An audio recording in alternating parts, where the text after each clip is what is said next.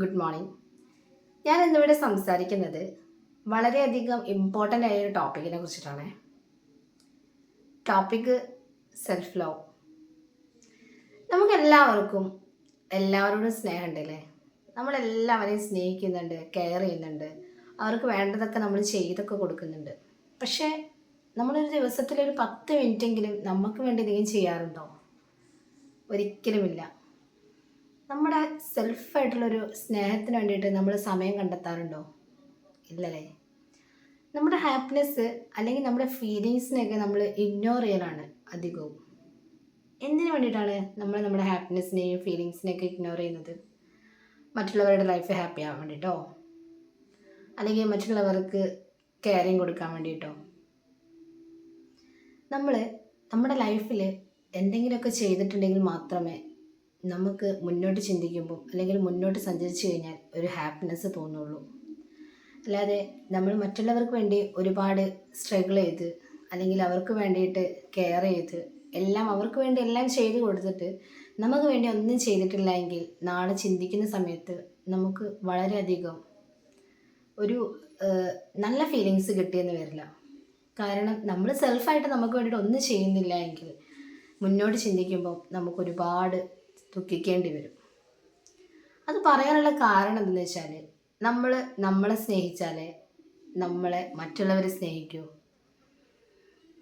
ഒരു എക്സാമ്പിൾ പറഞ്ഞുതരാം.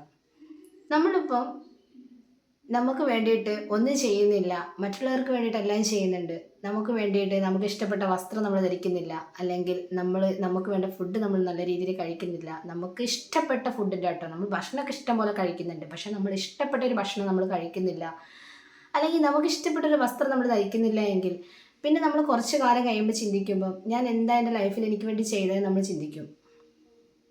ഒരു എക്സാമ്പിൾ പറയുകയാണെങ്കിൽ, നമ്മളിപ്പം രാവിലെ എഴുന്നേറ്റ് ഫ്രഷൊന്നും ആവാതെ നമ്മൾ ഒരു നീറ്റില്ലാത്തൊരു ഡ്രസ്സൊക്കെ ധരിച്ച് നമ്മൾ പുറത്തേക്ക് ഇറങ്ങുകയെന്ന് കരുതിക്കും.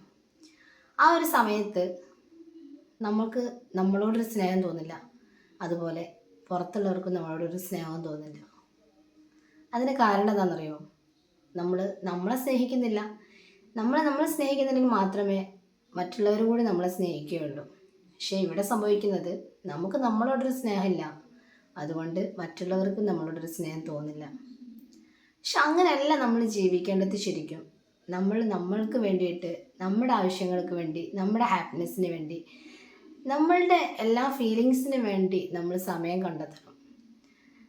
സെൽഫായിട്ട് ഒരു സ്നേഹം, അതിനുള്ളൊരു സമയം നമ്മുടെ ലൈഫിൽ നിന്ന് കണ്ടെത്തിയേ പറ്റൂ. പിന്നെ ചിലർ പറയും ഈ സെൽഫ്നെസ് അല്ലെങ്കിൽ ഈ സെൽഫായിട്ടുള്ള ലവ് എന്നൊക്കെ പറയുന്നത് ഒരു സെൽഫിഷ് ആണെന്നല്ലേ? ഒരിക്കലുമല്ല. ഈ സെൽഫിഷ് എന്നൊക്കെ പറഞ്ഞാൽ എന്താ? നമുക്ക് വേണ്ടിയിട്ട് മാത്രം, എപ്പോഴും നമ്മുടെ കാര്യങ്ങൾക്ക് വേണ്ടി മാത്രം നമ്മൾ സമയം കണ്ടെത്തുക, അല്ലെങ്കിൽ നമ്മൾക്ക് മാത്രം ഇപ്പോൾ ഒരു ഫുഡ് കിട്ടിയിട്ടുണ്ടെങ്കിൽ നമ്മൾ ഒറ്റയ്ക്ക് കഴിക്കുക, ആ ഒരു മെത്തേഡിലൊക്കെ നോക്കുമ്പോഴാണ് എന്തൊരു സെൽഫിഷ് ആയി പോവുക. പക്ഷെ അതിനല്ല നമ്മൾ പറയുന്നത്. സെൽഫ് ലവ് എന്ന് പറയുന്നത് സെൽഫായിട്ട് കുറച്ച് നേരം നമുക്ക് വേണ്ടി നമ്മൾ സമയം കണ്ടെത്തി നമ്മളെ സ്നേഹിക്കുക, നമുക്കിഷ്ടപ്പെട്ട പാട്ടുകളൊക്കെ കേൾക്കുക, അല്ലെങ്കിൽ നമുക്കിഷ്ടപ്പെട്ട സ്ഥലങ്ങളിലേക്ക് സഞ്ചരിക്കുക. അതുപോലെ തന്നെ നമ്മുടെ ലൈഫിൽ നമ്മൾ ഹാപ്പി ആക്കി വെക്കുന്ന കാര്യങ്ങൾ നമ്മൾ ഒരുപാട് തവണ ചെയ്യുക. അല്ലാതെ ഇപ്പം ചിലർ പറയും എൻ്റെ ലൈഫിൽ തീരെ ഹാപ്പി അല്ല എന്ന്. അതെന്തുകൊണ്ടാണ്? അവർക്ക് ചുറ്റുമുള്ള എല്ലാ പ്രശ്നങ്ങളും അവരുടെ തലയിൽ വെക്കുന്നുണ്ടാവും. അതുകൊണ്ട് തന്നെ അവർ ലൈഫിൽ തീരെ ഹാപ്പി ആയിരിക്കില്ല.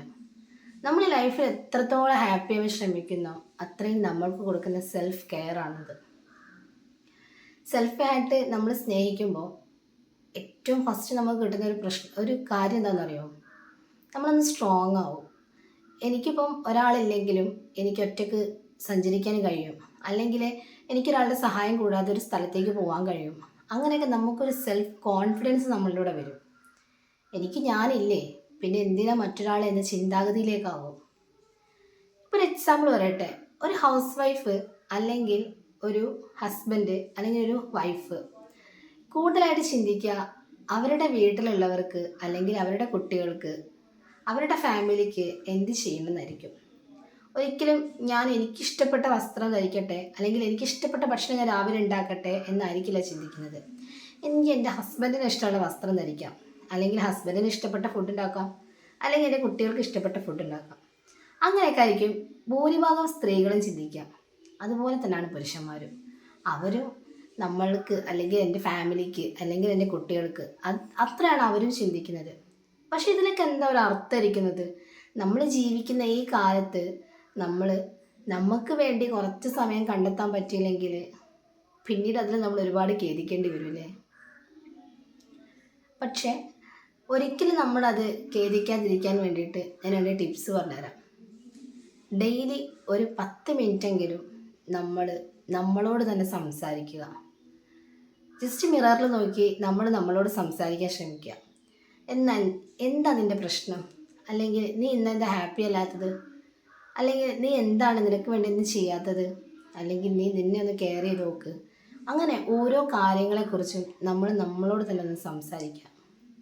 അതുപോലെ തന്നെ നമുക്കിഷ്ടപ്പെട്ട ഭക്ഷണം, അല്ലെങ്കിൽ നമുക്കിഷ്ടപ്പെട്ട സ്ഥലം, നമുക്കിഷ്ടപ്പെട്ട വസ്ത്രം, നമുക്കിഷ്ടപ്പെട്ട പാട്ട്, അങ്ങനെ നമുക്കിഷ്ടപ്പെട്ട കുറച്ച് കാര്യങ്ങളുണ്ടാവുമല്ലോ, അതെല്ലാം ഓരോ ദിവസവും ഓരോന്നായിട്ട് ചെയ്യാൻ ശ്രമിക്കാം. സ്വതവേ നമുക്ക് സെൽഫ് ലവ് രൂപപ്പെട്ടു വരും. നമ്മളെന്ന് പറയുന്നത് ഒരിക്കലും പെർഫെക്റ്റ് അല്ല, പക്ഷെ നമ്മൾക്കൊരു വാല്യൂ ഉണ്ട്. ആ വാല്യൂ ആണ് നമ്മുടെ ലൈഫിൻ്റെ ഇമ്പോർട്ടൻറ്റ് പാർട്ട് എന്ന് പറയുന്നത്. നമ്മൾ ആരും ഇത്ര പെർഫെക്റ്റ് ഒന്നുമല്ല. നമ്മളിപ്പം ഞാനിപ്പോൾ നല്ല പെർഫെക്റ്റ് ആണെന്ന് എനിക്ക് പറയാൻ കഴിയില്ല, നിങ്ങളിപ്പോൾ പെർഫെക്റ്റ് ആണെന്ന് നിങ്ങൾക്ക് പറയാൻ കഴിയില്ല. പക്ഷെ നമ്മുടെ ലൈഫിനൊക്കെ ഒരു വാല്യൂ ഉണ്ട്. ആ വാല്യൂബിൾ മനസ്സിലാക്കി, ആ ലൈഫിൻ്റെ ഇമ്പോർട്ടൻ്റ് മനസ്സിലാക്കി ജീവിക്കുക എന്നതിലാണ് ഏറ്റവും പ്രാധാന്യം. അങ്ങനെ ഒരു ലൈഫ് ഇമ്പോർട്ടൻറ്റ് നമ്മൾ മനസ്സിലാക്കണമെങ്കിൽ നമ്മൾ സെൽഫായിട്ട് നമ്മളെ തന്നെ സ്നേഹിച്ച് തുടങ്ങണം. എങ്കിൽ മാത്രമേ നമുക്ക് ആ ഒരു ഇമ്പോർട്ടൻ്റ് മനസ്സിലാക്കാൻ സാധിക്കൂ. ഒത്തിരി സ്നേഹത്തോടെ ഇനിയെങ്കിലും നിങ്ങളുടെ ജീവിതത്തിൽ ഒരു മാറ്റം കൊണ്ടുവരാം, അല്ലെങ്കിൽ ഈ ഒരു വാക്കിലൂടെയെങ്കിലും ഒരാൾക്കെങ്കിലും ഒരു ചേഞ്ച് ലൈഫിലേക്ക് കൊണ്ടുവരാൻ പറ്റട്ടെ എന്ന ആശംസകളോട് ഞാൻ നിർത്തുന്നു.